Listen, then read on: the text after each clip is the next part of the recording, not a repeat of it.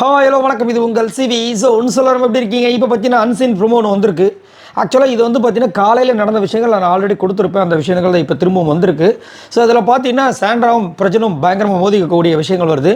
எனக்கு தெரிஞ்சு போகிறதுக்கு முன்னாடி வந்துட்டு ஒரு பேப்பரில் சைன் பண்ணிட்டு போங்கன்னு நினைக்கிறேன். அது அவங்களுடைய டைவர்ஸ் பேப்பராக இருக்கு போல இருக்குது. பாவமாக இருக்குது. ஏன்னா இது ஒரு விஷப்பரிச்ச மாதிரி தான் இந்த பிக் பாஸ் சீசனை பொறுத்த வரைக்கும் சாண்ட்ராக்கும் பிரஜனுக்கும் என்ன தான் இன்னல்கள் சூழல்கள் வந்தாலும் நாங்கள் வந்து உறுதியாக இருப்போம். எங்களுடைய அந்த ஒரு இதுக்குள்ளே ரிலேஷன்ஷிப்புக்குள்ளே எந்த பிரச்சனையும் வராது அப்படின்றத ப்ரூவ் பண்ணுறதுக்கும் இவங்களுடைய ஈகோ அப்படின்ற ஒரு விஷயம் எவ்வளோ தூரம் அட்ஜஸ்டபிள் ஆகுது, இவங்களுக்கு எப்படிப்பட்ட பிரச்சனை வந்தாலும் இவங்க என்ன பண்ணுறாங்க பார்க்கலாம் அப்படின்ற மாதிரி ஒரு டெஸ்டிங் தான் இந்த பிக் பாஸ் சீசன்.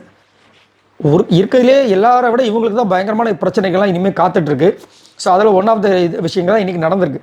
ஸோ அதை பார்க்கலாம். அதுக்கு முன்னாடி பார்க்குற எல்லோரும் நம்மளோட சேனலை சப்ஸ்கிரைப் பண்ணிட்டு பாருங்கள். நிறைய பேர் நல்ல சப்போர்ட் கொடுக்குறீங்க, ரொம்ப ரொம்ப நன்றி. ஸோ லைக் கமெண்ட்லாம் கொடுங்க.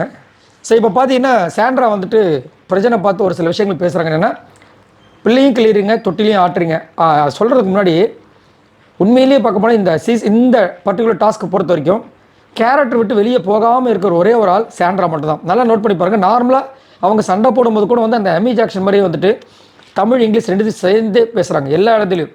இதை நீங்கள் நோட் பண்ணிங்களான்னு சொல்லுங்கள். எல்லாரும் விட இவங்க தான் ஃபர்ஸ்ட்டு என்னை பொறுத்த வரைக்கும்.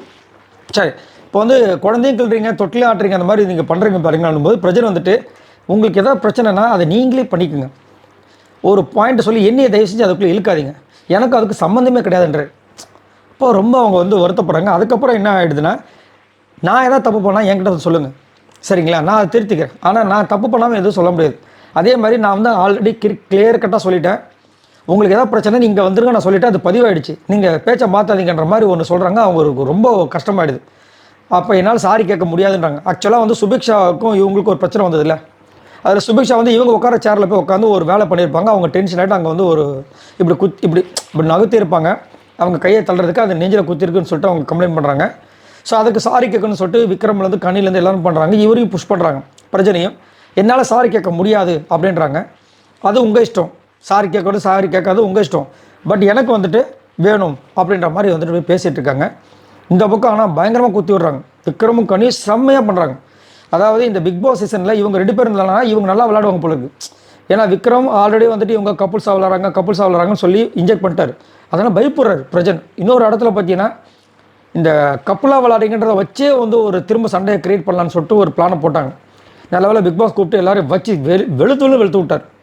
அடி ஒருவருக்கும் அடி ஒன்று இடி. இன்னைக்கு இதுக்கப்புறம் பார்த்தீங்கன்னா சரியான ஒரு டிசிஷன் வேறு எடுத்திருக்காரு. ஒரு பஸர் அடிக்கும்.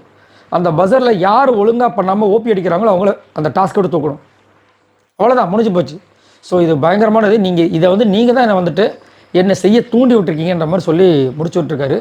என்ன நடக்குமோ தெரியல. அதுக்கு நடுவில் இவங்களோட ரிலேஷன்ஷிப்பும் பிரச்சனையாக இருக்குது. இவங்க 2 பேர் சண்டை போடுறத சப்போஸ் உண்மையிலேயே அவங்களுடைய குழந்தைகள் அவங்க வீட்டிலேருந்து பார்த்தா எவ்வளோ கஷ்டமாக இருக்கும்ல. ஏன்னா உண்மையிலேயே குழந்தைகள் தான், அவங்க பெரிய வளர்ந்தவங்களும் கிடையாது. அண்டர்ஸ்டாண்டிங் இருக்காது. என்ன நடக்குது தெரியல. சரி, இதை பற்றி உங்களோட கருத்துக்களை சொல்லுங்கள். மறக்காம நம்மளோட சேனலை சப்போர்ட் பண்ணுங்கள். பாய் நண்பர்கள்.